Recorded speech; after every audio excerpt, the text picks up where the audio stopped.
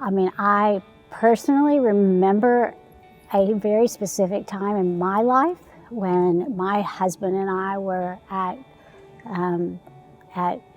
just in major conflict constantly, our first year of marriage. And it was a very volatile relationship that was, I was in a position where I felt like, Lord, I know that your word is calling me to be loving and kind and joyful and forgiving, but I can't do that.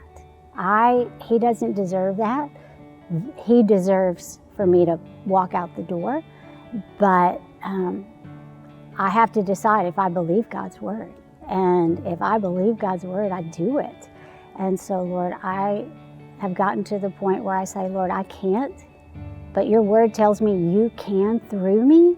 And as I depend on that word, that you will enable me to do what you're calling me to do. And so I clearly remember the time that I walked in the door, I put my key in the door and I turned it. I'm like, I can't do this, Lord, but you can. You promise me you can. And so you can help me be patient, and you can help me be kind, and you can help me be loving and forgiving. And so for the next 24 hours, I'm like, okay, Lord, I'm going to try it.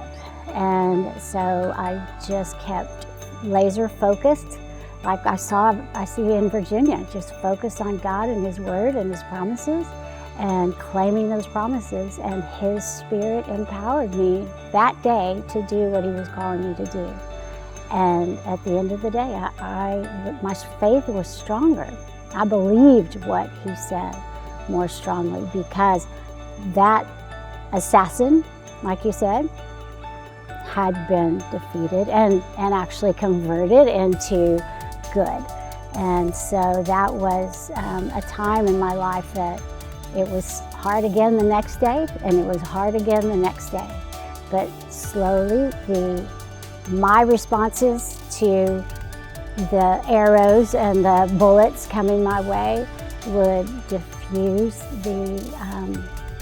just the tension, and anything my husband was pointing at me, and we were able to overcome and treat each other, one another, with love and kindness and forgiveness. And our relationship began to grow and be based on the truth of God's word rather than what we felt or our own strength to do what he was calling us to do. We've been married 30 years this summer.